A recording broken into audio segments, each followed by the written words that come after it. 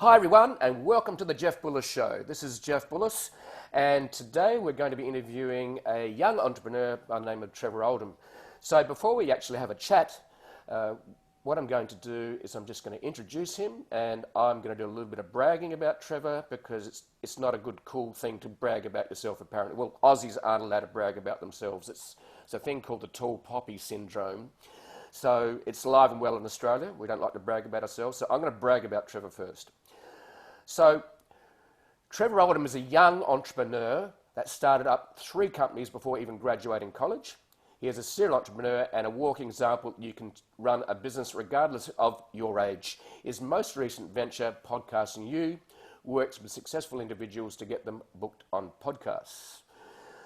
So prior to Podcasting You, Trevor started a motivational company that grew to over 600,000 followers in its first year and a t-shirt company, Trevor James Products, that provides clean water to those in developing countries. Welcome to the show, Trevor, and it's great to see your smiling face and from the other side of the world and safe. So let's cut straight to the chase here. How did you get into being an entrepreneur? Obviously, there's a bit of an entrepreneurial gene that's happened or happened to you. So tell us how you sort of got into starting businesses. Yeah, I think just growing up, I was, mowing lawns, buying, selling baseball cards. You'd go to stores like TJ Maxx, Marshalls, buy and sell Ed Hardy clothing, sell it on eBay, even went door-to-door lemonade selling and just really started, I guess those small little businesses never knew it was a business, never knew it was called, sort of quote unquote like entrepreneurship. It was more just a way just for me to go out and make money on my own terms and have really no cap to my income. And it started really there, and then I kind of just went through school like any normal U.S. citizen would go, and kind of just got that, you have to get a job, sort of beat into myself. And in high school, I wasn't, still wasn't really that sure of entrepreneurship or starting a business. So I had been working a job at a local sporting goods store. I was making $7 an hour. And after 3 months, I got a raise to $7.03 an hour. So a 3-cent raise. So that really wasn't going to cut it for me. But I just wasn't sure what to do next. And I found a book. It was like the differences between the lower, middle, and upper class. And it mentioned that the upper class, the majority of individuals started their own business. And I was like, hey, I started these small things. Why can't I start a business? And I think I just got to researching. The book had given some ideas. And one of the ideas was to import products from Alibaba or AliExpress. And for those of you who don't know, it's basically you're importing products directly from China. And from there, I imported 50 phone cases. It was around $80. Sold those on eBay. Quickly learned if you buy, at that time, I'm sure they've cleaned it up, but if you buy a brand name product from China, it's probably going to be knockoffs. And the customers who know and love that product and bought it before are going to most certainly tell you. So that was my first sort of lesson, but Right. Still want to just keep going. And I found these bracelets and watches on there. Bracelets were they were $1 and I sold them for $18.99. Watches $2, sold them for $20.99, and grew a brand working with influencers, getting the product out there. That's the company where I partnered with a charity called Waves for Water. So we donated a portion of every sale to this company. And then I felt like I just still wanted to do more. On one hand, I was getting products from China, but on the other hand, I was donating to this charity. Felt really good on one end, felt really bad on the other, and just ethically, I just want to do something more. Started Become the Lion to just inspire other people like myself around the same age. And that company just took off. It grew to like 600,000 followers. I even had my own podcast for a time, books, blogs, courses, you name it. But what I really learned with that business is just because you create motivational content and sometimes develop this massive following doesn't mean that people are going to purchase your product. So after about 3 years or so, I just, I felt as though I was burnt out. I was spending more money on the company than I was making, and I just felt like I really needed a change. And I started just basically left the company. I was with a partner, and then I left one of my own. Basically, no idea what to do next, and sort of just used my skills. Started freelancing here and there. I'm on a site called Upwork. Anyone can check it out. And I just sort of just got a little bit back into the business, grew from there. And someone on the site was looking to get booked on podcasts, and I was like, hey, I book guests for my own show. I book myself on some shows. Maybe I can get her booked on shows. No real idea how to do it, but I started working with her, got her booked on some shows, found some more clients through Upwork, and then those clients gave me some referrals, and it sort of just started to build. And then I put some marketing power behind it, and it grew and it was profitable, and I seemed to enjoy it. And so that was kind of how that, my business now run podcasting you got started. It wasn't something, I didn't wake up one day and I was like, oh, people want to get booked on podcasts. It was more just like this one lady, who I still work with today, actually, after all these years, my first client I still work with. And it was more like, she wants the service, I can provide the service. Other people want the service and I can provide to them, and it pays me money, where it's become the lion. I wasn't making really that much money and I was spending too much time. So when I found something that I can make money and, I enjoyed, I don't enjoy every aspect of the business, but to enjoy it enough, and sort of just kept on going with podcasting you. And I guess that's where we are today. So the second company, what was the name of that? That's the motivational company. That's Yep. So that's Become the Lion. right. Become the Lion was the name of that, was it? Mm-hmm. Yep. Okay. So it's interesting. A lot of people sort of go, well, I'm generating this much revenue, but the real thing, as you discovered, which is essential to being an ongoing entrepreneur, is you need to make profit. Mm-hmm. So was that the challenge? You were actually spending more than you were making? Yeah. So basically, for every $100 we were spending, we were generating $50 in revenue. So obviously, we're losing, $50 every time. But given, every day, every week, every month compounded over, a couple of years time, plus, I was going to school at this time, but I mean, outside of that, every pretty much waking hour, I was working on this company. Every weekend I was working on this company, and it was just like I'd given up so much of my life, and yet I still wasn't making, any. I don't want to say any money, but I wasn't pulling any money out of the company. I was reinvesting everything back in, and I just felt that it was just time to just, I guess, let it go and hope, and see where the next adventure takes me. That's what I really learned is like, I believed in the company. I loved what I was doing, but the company wasn't making any money. And just because I love with it, and I think that it's a great company and I have this large following, but the market's going to tell you if it's, if it's successful or not. You could have a brand with 1 million followers and you create a book and it sells 10 copies, then, that's what the marketplace is telling you. And that's what I really learned. And that's what I took into the podcasting you business is not necessarily that, I ever wanted to get people booked on podcasts, but the marketplace was telling me that that's what people wanted. And that's a service that I could offer. And that's something I've learned. So I think anyone that's like starting a business, it's not necessarily what you want to do. It's more what the marketplace tells you what you want to do. And you'll learn quickly when you're out there and when you create a product or service and you go to sell it. If no one goes and buys it, then it's probably not something you want to continue down that road. But if you come out with a product, and people start coming to you, you get referrals, then you start to have a platform to build a business on. And I can highly recommend that site, Upwork. That helped me really get the start to the business I am now. And you can just search, even if you don't want to find jobs on there, if you just have ideas, you could just search it. If you wanted to start, a social media agency, you could type in, social media on Upwork, and it'll bring you all these relevant jobs, and you can see exactly what people are looking for. And maybe you have some of the skills and you can apply, or you can just see what's out there and sort of see if your idea is valuable.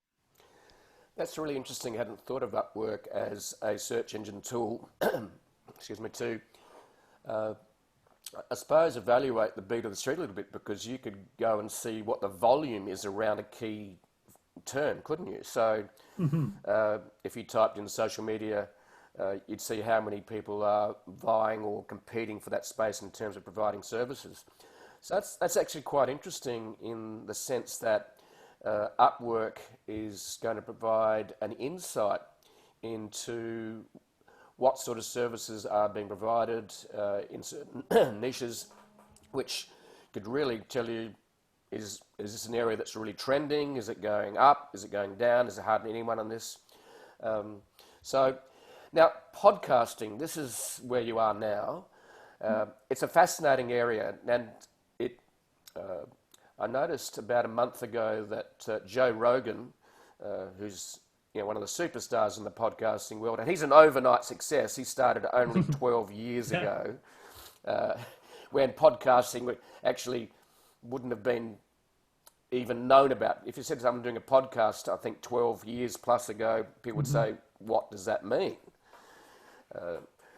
I talked yesterday to an influencer digital agency, and 10 years ago they wouldn't know what that particular industry was.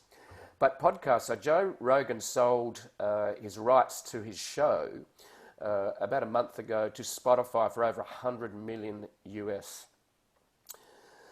Now, what's interesting with that is, it gives you an idea of this new media, it's been around a decade plus, but its traction in terms of volume is still quite low compared to blogging. So blogging, for example, there's about 1 billion plus blogs on the planet now.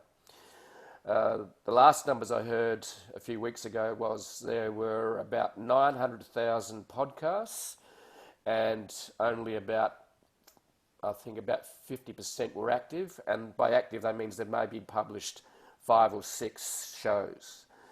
So the space of podcasting is actually quite, it's not crowded compared to a lot of other spaces, because there's a lot of moving parts. So tell me a little bit about what you think about this podcasting area. You've been in it a while now.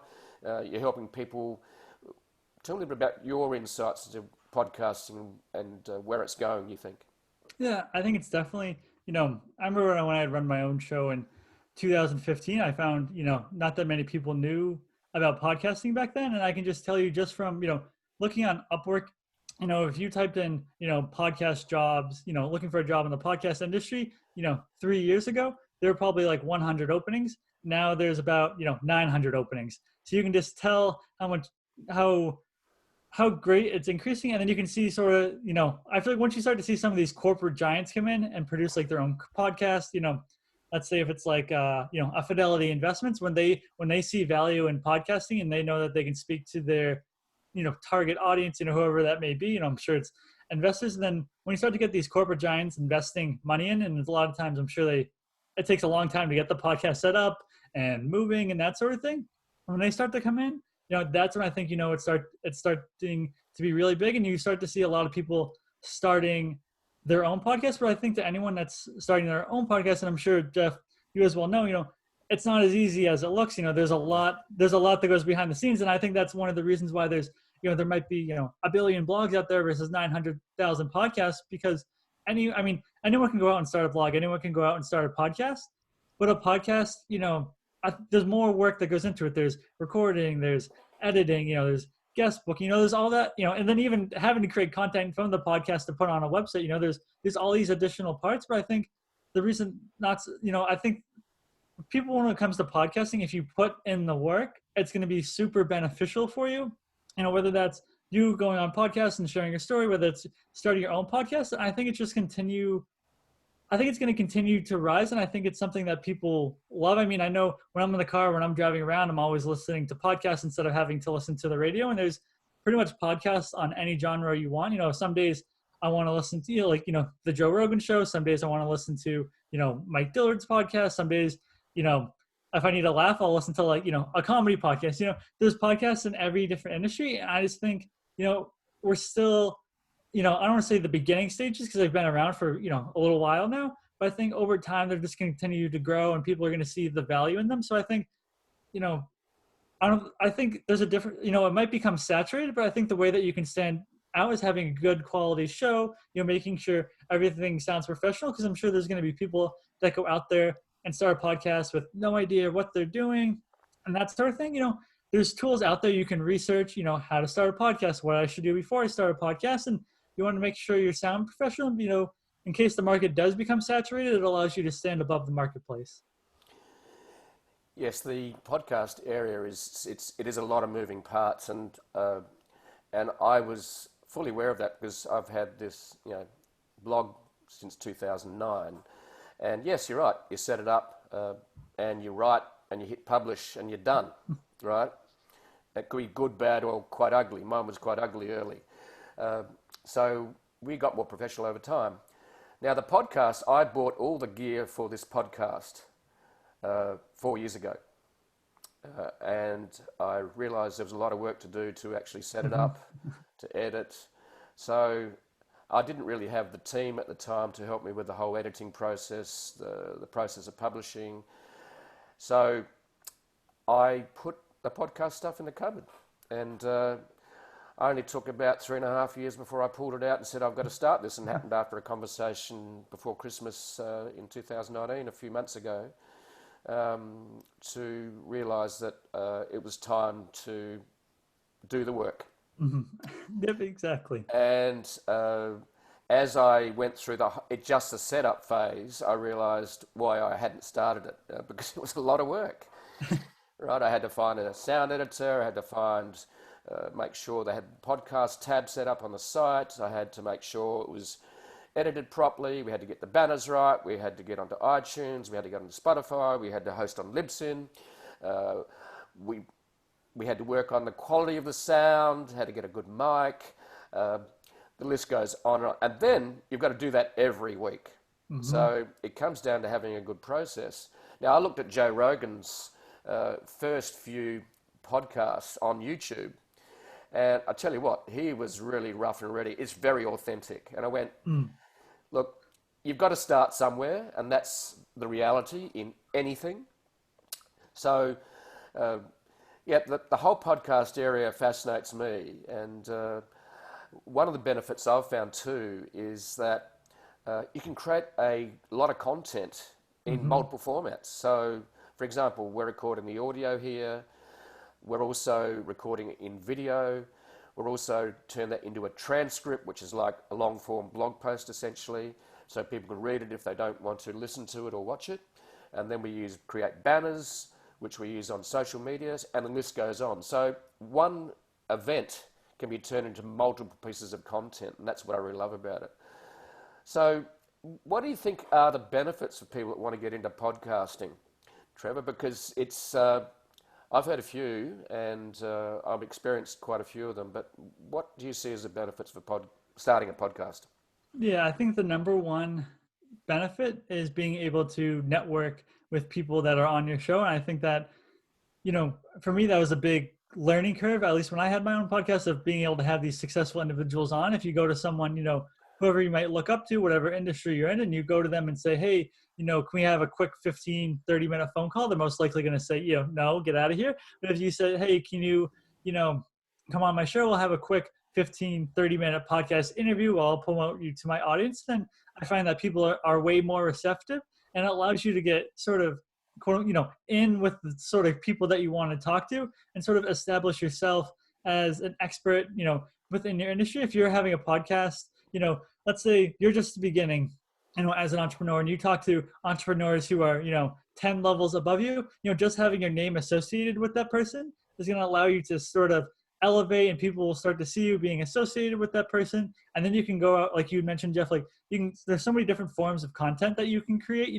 With a blog post, you can pretty much only create, just that blog post, and then you publish it. You might run it through an email list, put it on social media. But with a podcast, we could do this interview, you could post it, you could, possibly take multiple snippets from it, put it on social media, create a blog post out of it, using a transcription service, social media content. There's just so many different avenues, where podcasting is just not just one dimensional, where, you can pretty much take your interview that you've done and then use it in so many different areas. And I just don't know any other sort of form of marketing that allows you to do that. Yeah, and that's what I'm basically a content marketer. And content, when you look at podcasting with clear eyes and realize that you can create literally a dozen different types of content around the podcast just from the one event, you go, I could really create some content that can scale.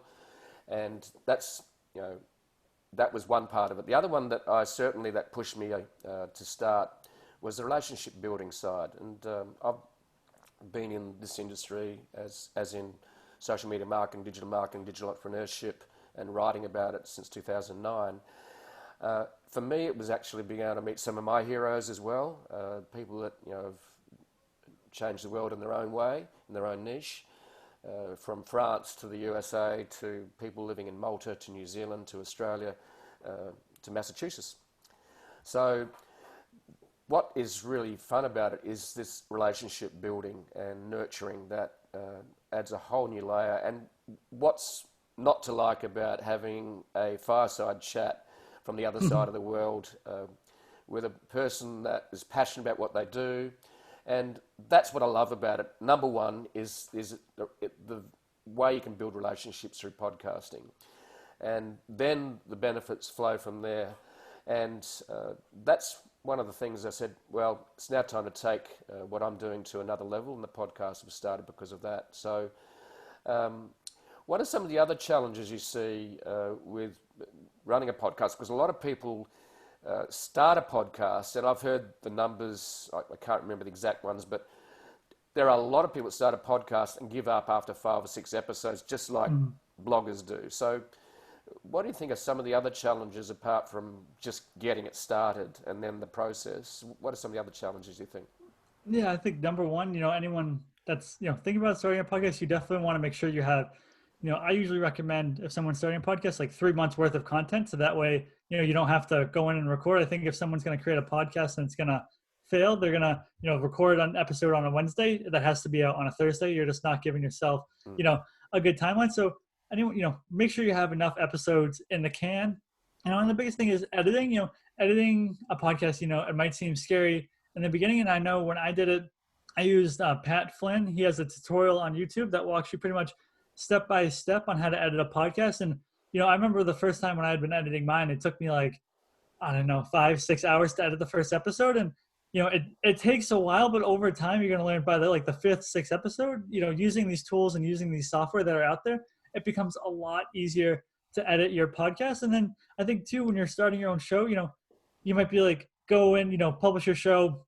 And after 3 months, you have, I don't know, 10 people are listening to each episode, and that might make you feel a little bit down. But just think about, if you were in a room and you were speaking to 10 people that were your ideal audience, I'm sure that you would be happy with that. And everyone's got to start somewhere. So not letting the sort of those numbers, and you kind of have to, if you enjoy it, if you're building relationships, not so much care about the number of statistics that you're putting out, because those numbers will come. It's not a get rich quick, sort of thing. I couldn't go out, create a podcast today and have a large following on the podcast tomorrow, unless, of course you have a big personal brand behind it. But for those of you who don't, it's a long-term strategy. It's something that you have to know that you have to invest time. It's not something that you can just, say, oh, I want to go out and start a podcast and have no sort of game plan behind it. So I think some of the things that people might struggle with is just not having enough episodes, being a little down on themselves about the number of downloads they get. And I just think those are really some of the things that I could see preventing someone from starting a podcast. And of course the editing piece, but it's all a learning curve. It's all going to be new to you.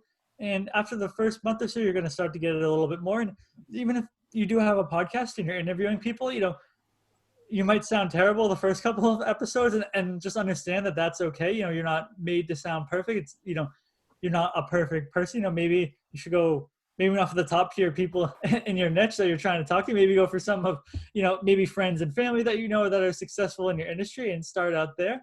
But, it's one of those things. It's a long-term strategy, and it's not something that you think you could start today and have a massive following tomorrow. It's just something that you have to take in over time, and you sort of have to be in it for the long haul. I totally agree. I love the term, which I use all the time for people that are afraid to start. Done is better than perfect. That's it. So it's something that I think the numbers show that about 50% of people tend to lean towards getting things just right before they ever start anything. So just getting it done and then starting. The reality is that you're not going to get it right. My show is still early. I'm still learning a lot. I've surrounded myself with some really good people. My editor, who makes sure it's published on the blog with the links. I had to get it set up. That was my marketing tech guy. Then there was the editor. And for me, actually, I don't edit my show.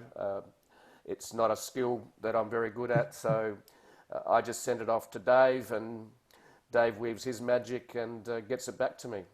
But certainly the important part for me too was making sure there was a process, making sure that it's, and that's what good business is about, is creating processes that make things easy, or as easy as possible. So where do you see podcasting going? You've been in the industry now for a few years. So where do you see podcasting going? I think Joe Rogan's a little bit of an indicator, a leading indicator of that. Yeah, I think there's going to be large investments, just like, Joe's show. Obviously, he started so many years ago, so he had that sort of that foothold. But to get that $1 million, contract that he got, I'm sure there's going to be similar platforms. Especially you got the big players out there. You have like Spotify, iTunes, Google Play, all those sort of avenues. And I think that there's going to be sort of that competition where, if it goes well, Spotify was that first one to pay Joe Rogan, that massive deal. I'm sure there's other podcasts out there like, I believe it's like How I Built This, that's one of those top tier shows, that's like top 10 on iTunes, if it goes well with Joe Rogan, I'm sure you'll see another company like that get that sort of massive deal. And then, whether that's, to stay strictly on, Apple, or whether that's to move over to Spotify, I think you're going to start to see some of those more lucrative deals. And those companies can see how, if you look at, if you type in podcast statistics, you'll see, the numbers just going up every single year, pretty much since it started. It was sort of like a flat line, and then it sort of went into a hockey stick. Not as steep as a hockey stick, but it's gone up. And I think brands realize that that's where people are going to be. So Spotify knows, if people can only listen to the Joe Rogan show on our platform, then I'm going to get them on. Either one, people are going to pay for people are going to pay for our platform, or two, I'm just going to, every 20 minutes into the Joe Rogan podcast, we're going to put our own ads in there, for those people who don't want to pay for the premium. And I think it's going to be super valuable to the Spotify brand. They're going to realize that. And then plus, if they're, as an advertiser, I'm assuming, it's going to be pretty good for them to be able to get a spot on Joe Rogan's show without necessarily having to go to his team. I mean, I don't know if that's exactly what's going to happen, but I mean, I would assume if I was Spotify, that's exactly how I would do. Because I know when you're listening to songs, if you don't have premium, they throw an ad in there, every 3 or 4 songs and whatnot. I'm assuming they're going to do that same sort of revenue generating activity for themselves. So I think it's a win for pretty much everyone in the industry. Yeah, definitely. It's interesting having a look at the numbers and what around, and I'm going to use Joe as an example because I think this is a shift in the market in that big brands realise the value of the podcast. And I believe Spotify actually has bought another podcast recently. I can't remember which one that was as well. But if you have a look at Joe's numbers, he's got over 2 billion views on his YouTube channel, which is his podcast recorded in video. He gets, I believe, 200 million downloads a month. Now, Spotify paid him 100 million as a reported figure. Now, think about a media company that's got 2 billion YouTube views and it's got 200 million downloads a month. I think $100 million is actually quite cheap. Mm-hmm. Like, seriously, I think that is actually a low figure. But I'm sure Joe's happy. The numbers he earns reportedly before that deal was about 30 million a year from sponsorships. That's not bad. Tim Ferriss is another one that's had over 400 million downloads. Pat Flynn, for example, who you mentioned before, his show's had over 40 million downloads. And of course, Pat is an overnight success after about 10 years. Mm-hmm. So you're right, playing the long game is really, really important. And you've just got to be patient. We've just signed our first sponsorship deal, so that will be visible in the next month or two. So you just got to be playing the long game. And you're right, if you're looking at early numbers, you're going, well, I'm not getting the numbers. But it's more, for me, it's much more relationship building exercise where you can really just, chew the fat, have a fireside chat, and just enjoy sharing. We call it the Oprah effect, sharing people's expertise with the world. In other words, shine a light on them, and that's what I love doing. I've met the most fascinating people from the energy industry that are disrupting energy globally with peer-to-peer energy trading, blockchain, through to people that are changing CRM industry globally, to and then there's just a bunch of them. But yeah, it's really interesting to watch, and I certainly think we're at the cusp of a pretty exciting time in the whole podcasting area. So tell me a little bit about how you help people get onto podcasts. What's the process around that? How do you engage with them? Yeah, sure. So essentially what we'll do is we'll work with someone, we'll create a podcast pitch for them, we'll create a media kit for them. And then we basically on our end, just from years and years of research, we've compiled databases of shows. And then we'll just go back through, I guess to a start, we have all of our clients fill out, sort of like a questionnaire, go through their target audience. And then based off that, we'll go into our database, pull shows. So we'll create a list of shows that we think a client would be a fit for. We really like to target a target audience, even though sometimes the clients will come to us, they want to be on the biggest shows, but if those biggest shows aren't targeting, their target audience, then, even if we do get them on there, it's probably going to be a waste of their money. So we really hone in on that target audience piece. And we really, make sure that they understand that. So once we have that pitch, that media kit, and the database created for the client, then our team will reach out to the podcast host and be like, hey, in the most, I guess, literal example, hey, we have, a guest, here's why he should be a guest on your show, X, Y, and Z. And the host will say, yes, I'd like to have him on. And then, the booking process gets initiated from there. So our goal as a company, anyone can go out there and get themselves booked on podcasts, and, there's tons of resources on how to do that. Basically what our company does is we just save people time, sort of like podcast editing, anyone can go out and podcast edit, but it's like, do you want your time back? And, so that's what our company does. We just help people get booked on shows with their target audience. We have these relationships built with these hosts with the goal where once someone fills out that questionnaire, our team pretty much does all that legwork. And then from there, just sending the client over a booking link once they have an interview, ready to go and ready to book. So we really cut down on the time from that client having to create their own pitch, their own media kit, research their own shows. And I think more than us creating a media kit and creating a pitch for a client, I think the biggest thing is just having shows researched. I mean, I've spent, myself starting the company countless hours, sifting through shows to add to our database, shows to look at, vetting shows, seeing which ones are good opportunities, updating the database. I think that's the biggest piece for our company is just having that database. I mean, I've spent hundreds of hours of putting that together and, and honing in on these shows that are out there. And that's something, I mean, anyone could do it. There's a platform called listennotes.com, that someone could go and search for podcasts. But I think, that's where our company really comes in and saves you that time on that research piece instead of having you go out there and research these shows. Because that's the thing that's going to take someone the longest amount of time and something that, I've delegated to my team because I hated it so much, even though I did it for the first year or so, but even to research 10 quality good shows, for myself, it would be like an hour, 2 hours worth of work. And it was just like, checking them out on iTunes, checking out the website. And it's just like, very tedious. And I think just really that database is, I think would, in my mind, is why people would want to pay us so they don't have to go out and do all that tedious work. And two, we've had these relationships built with these hosts just from having clients on them over the years. Yeah. Well, it is a lot of work because you've got to basically reach out. You've got to do follow-up. Mm-hmm. So I believe one of your team reached out to me, didn't they? Yep, correct. Yeah. So, and what was some of the criteria there, for example? Why did you reach out to the Jeff Bullis Show? So one, just for me, it was just, I just wanted to speak to an entrepreneurial audience. I had done, podcast interviews in the past, and then I spent, the last 3 years running my company, getting people booked on podcasts. And I was like, I haven't really gotten myself booked on any podcasts. Maybe, I'm doing all this work for other people. Maybe I could get booked on, my goal is just to, whether it's inspiring someone through entrepreneurship or exploring someone in the world of podcast marketing or being a podcast guest, starting their own podcast and so on. I really just looking for shows that fit that criteria. And of course your show, fit right into that criteria perfectly.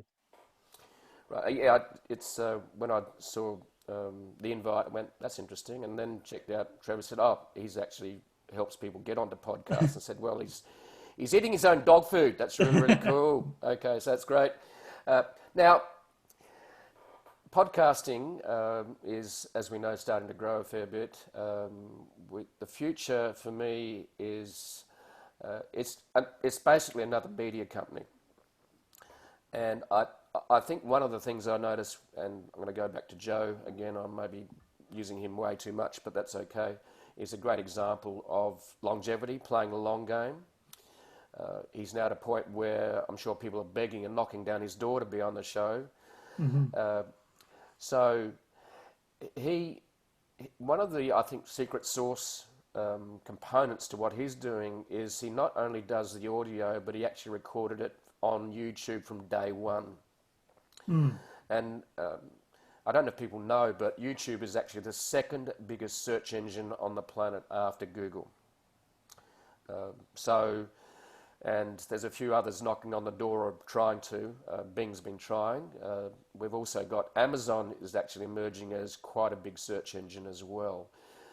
So the secret sauce, part of the secret sauce to Joe's success, it was playing the long game, number one. Number two, I think, excuse me, creating another format such as video. And that's what's great about, we're using Zoom here today. And Zoom actually has gone from being the name of a product to a verb now. In other words, it used to be Google became a verb. I'm going to Google. I'm going to Zoom. So the reality is that Zoom, and I love using it. I was using Skype a bit before, but Zoom just makes it so much easier. You can put the audio into different channels. So your audio is on a different channel to mine, or stream as a file. It records it in video. It automatically uploads it to your computer or into the cloud. In fact, I had a little faux pas here because I've added a new feature in the last few weeks, which is you actually have to hit record twice. Number one, hit record as you start the show, and then it asks you, do you want to save it to the cloud or do you want to save it to the computer? And because it's a new feature, I actually didn't hit the second button. But essentially, it's a very easy channel to use, or platform to use, Zoom. And I've really enjoyed using it. And I'm not a programmer, technophile. I play in the tech industry, but I'm not a programmer. It's not where I play. It's more the creating, writing part is what I really enjoy. But the secret sauce, I believe, for Joe was, amongst many other things, but I think a major component was creating it on YouTube as a video file. What do you think about that aspect of podcasting? I mean, do you see many people doing that, or a lot of them are just playing on audio? I think when, if we're going to spend, however much time, 45 minutes, an hour together that's time that, I spend, that's time that you spend, why not give us both the benefit and putting it on YouTube? You could go out and create a video, as a title, watch this if you're interested in starting your podcast. And then it could be, our interview put together for someone that's interested in starting a podcast. It's just, even if you took, a 5-minute chunk from the of the total interview and put that on there, I don't see why anyone would want to do a podcast interview without video, unless they're not comfortable with that. But just the benefits that you'd get being on video, there's just so many different things and so many different ways that you can use that content, and especially like you mentioned on YouTube and being one of those the second biggest search engine behind Google. If people are searching how to start a podcast on Google, I'm sure that they're searching how to start a podcast on YouTube. And if you put out, enough quality content, I'm sure over time, it'll get picked up and people will start to follow you. And whether that's something that your business does or just something that you're helping out people, like, for Pat Flynn, I don't think his big thing is, so much, teaching people how to start a podcast, where it's more as teaching people how to create passive income. I'm sure people who don't even know about him come to his page just from the video on how to start a podcast. They start to check him out, see what his podcast is, maybe listen to a couple episodes, and then they become a fan, where it's a totally unrelated sort of piece of content than what his sort of business is centered on. Yeah.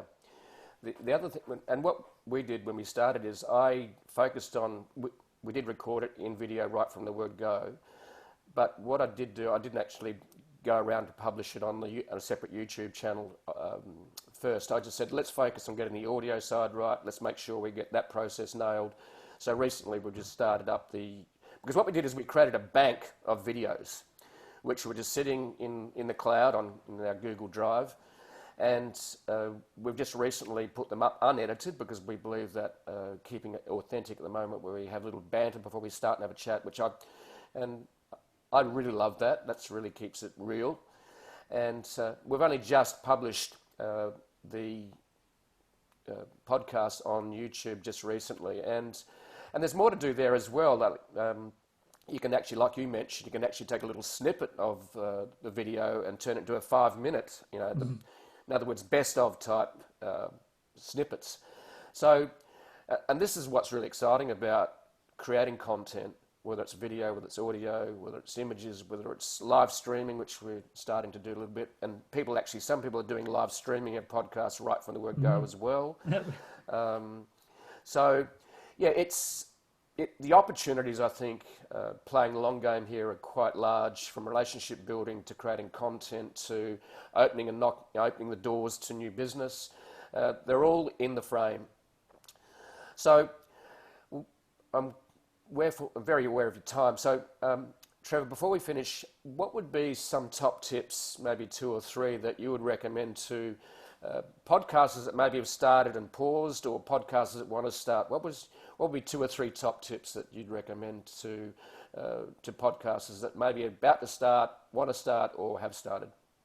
I think number one would be, have sort of a game plan in place, and along with that game plan, just, have episodes, put in place, because you're just not going to want to interview, every single week, or record, every single week just to get a podcast out that week. You want to have sort of, a built up reservoir of episodes. So that would definitely be number one, just making sure you have these podcasts, in the backlog, so that you're, if you had to go 2 months without, recording, for whatever reason, you just wanted to take a break, that would give you that option to do so. But I'm sure that once, when you do these interviews, if you've done 20 or so far, then you're going to enjoy it and you're going to want to keep going, and you're probably not going to want to take a 2-month break. But definitely have a good backlog of shows. To understand it's going to be difficult in the beginning. It's not going to be easy, whether that's yourself recording your own episodes, doing a solo episode, or whether that's you bringing on podcast guests.